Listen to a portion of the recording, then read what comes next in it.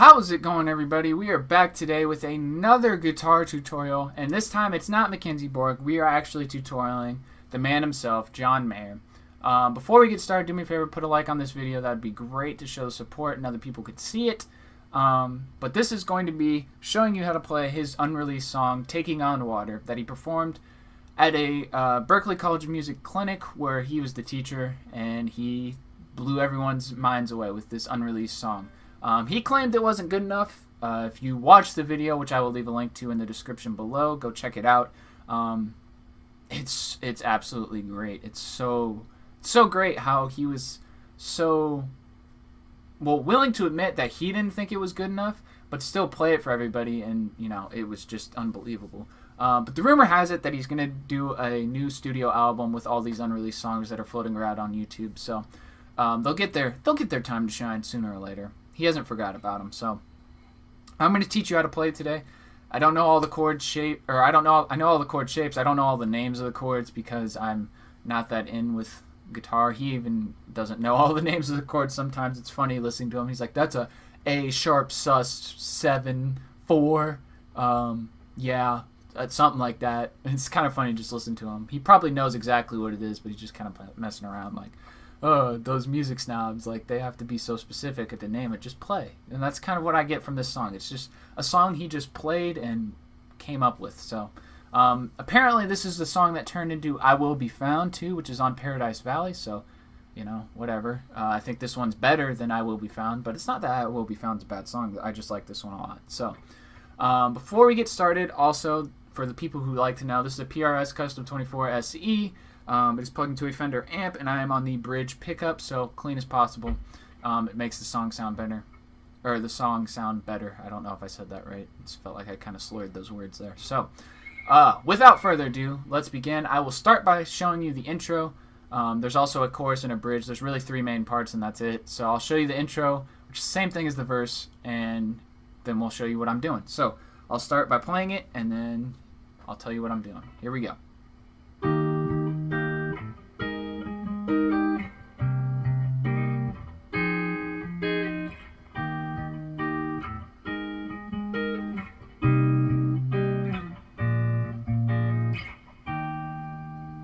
Okay, so you're going to start with a D sharp chord, which is going to be bar chord on the 11th fret, and you're going to make the E shape with this bar chord. For those of you that are new to the guitar maybe and don't like bar chords, I would stay away from the song because pretty much the whole thing is bar chords. But it's not that hard. It's a very slow pace, so if you've got it kind of the idea of what bar chords do, you can learn it. But anyway, you're going to start with that. And the picking pattern is going to be no pick. It's all fingers. You're going to pluck the whole thing piano style, and then which is just the top 4 strings, E, A, D, G. And you're going to hit the bass note after you pluck. So it's piano, bass, top part, bass. That's the first chord. And then you move to this chord, which is kind of weird. You bar the 11th fret from the A string down, put your ring finger on the 13th fret of the D string, put your pinky on the 15th fret of the G string, and put your middle finger on the 12th fret of the G string for a pull-off. And you're just going to be playing the A, D, and the G string. And you're going to pluck piano style again, bass, and you're going to do 2 bass notes this time. And then you're going to hit the high part and pull off. So it's, for those first 2 chords, it's... And then you're going to move down here. And it's going to be kind of a power chord, like a C power chord thing. Is that a C? Am I at C5, 6, 7, 8? Yeah, this is like a C power chord-ish kind of thing. But you're going to get the top 4 strings again. And there's no fancy pull-offs or hammer-ons. It's just you put your bar down on the 8th fret, and on the 10th fret you put your middle finger on the A string. So, or ring finger. If you could reach your middle finger there. Hats off to you because that's a big stretch. And then you just do the same thing as the first chord. So piano style, bass, high, bass, and then you move that shape down, and then add your middle finger onto the B string for a pull-off. Okay, so that first whole part again, played slowly.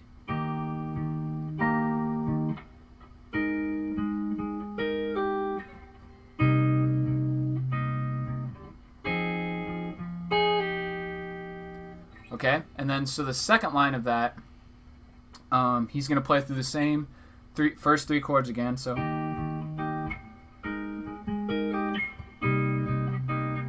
but instead of this one this time, you're going to move down here, and you're going to play. You're going to take this shape, move it down a whole step to the 6th fret, and you're going to play a add your middle finger onto the G string. Excuse me, the G string of the 7th fret for a hammer on with your pinky onto the 8th fret of the G string. So the one you pull off and the one you hammer on, you're going to do that bass note twice. Instead of just back and forth, you do that bass note twice. Okay, so play through it one more time for you.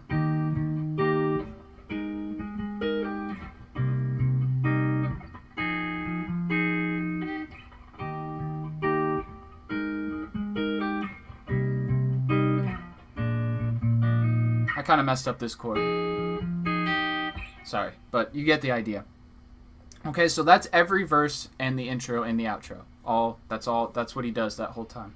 So for the chorus, which goes to once upon a day, you're gonna bar, well, kind of a bar. It's kind of a half bar on the 8th fret. We're going back to the 8th fret on the D string and the G string. You're gonna put your pointer finger down just to hold those two strings down, and put your pinky finger on the 11th fret of the A string, and it's going to make this very weird, awkward shape that's very uncomfortable. But it's important because you do a walk down.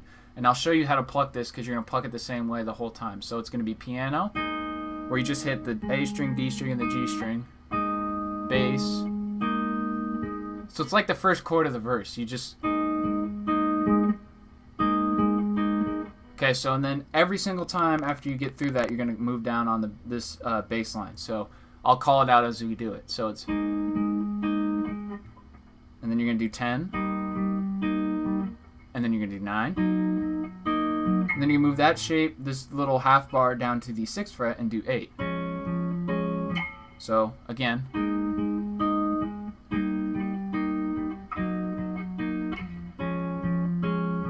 And you're going to run through that twice. So it's once upon a day I set off on a journey, wishing on the waves take me far from home.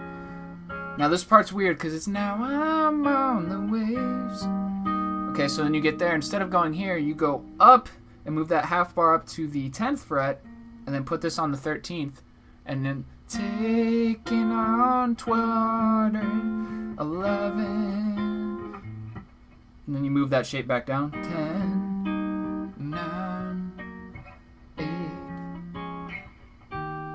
Okay, so I'll do that last bit again. It's just, now I'm on the waves, and now I'm taking on water, hard to see. I won't always be alone. And you get back into the verse 2. So you do the intro one time through, then you play that for the verse 1, then you get to the chorus 1, which we just covered. Then you get into verse 2, which is the same thing as verse 1. You get back into another chorus, and at the end of the last chorus, you're going to do that last part again of...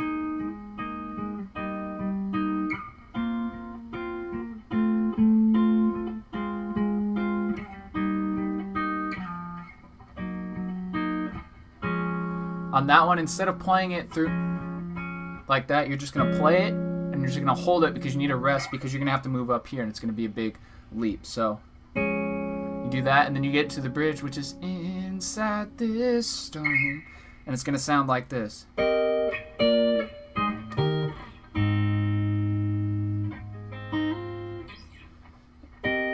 Inside this stone, whipping in the wind, my sail is torn. Okay, so what am I doing there? This part, it gets a little shaky because the only thing you can see, the way the camera goes in this live performance, you can see the first chord, which is clearly this is the first chord I played. But then he gets a little shaky because it goes up his body and into his face while he's singing. You can't see what else he's playing, and there's no way to do it because he only plays it twice and it goes by pretty fast. So basically what I did is used my ear to follow this line.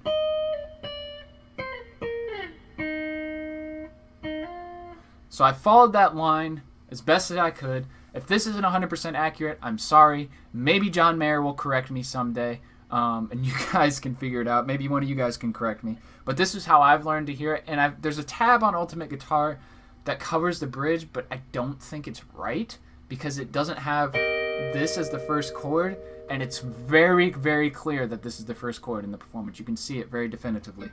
So we're going to go here. In this first chord, you're going to bar on the 15th fret, on the middle finger on the B string of the 16th fret, and ring finger on the D string of the 17th fret. So hit that once. Then you're going to move this down. So I think this is kind of like a B, except way on the high end of things. Maybe a B flat. I think it's a B flat. Yeah, it's definitely a B flat because that would be a B. That's a B flat. Okay, so you're going to do this shape, and then you're going to do a B flat, which is just bar on the 13th fret and then A shape on the 15th fret. And then you can move that shape a whole step down right there. And then you're going to hit this, which is the same thing as the first chord, but I just like doing this because that lets me slide down here into this chord easier with my thumb because you got that hammer on, which is kind of hard to get if you're like this. It's actually very hard to get. So you just do the F shape you just do an F, but you do it up here on the 11th fret, basically, and use your thumb instead of your pointer finger. So, and then you hit this as your last one. You plug through all the strings, and then you hammer on the B string. So one more time.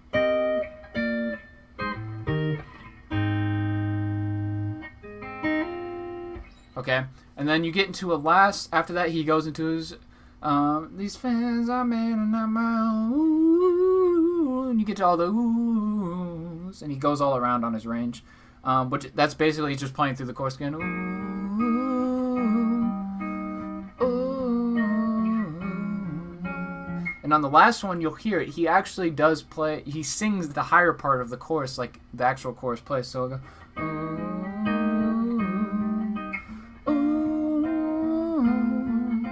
Hard to see. I won't always be alone.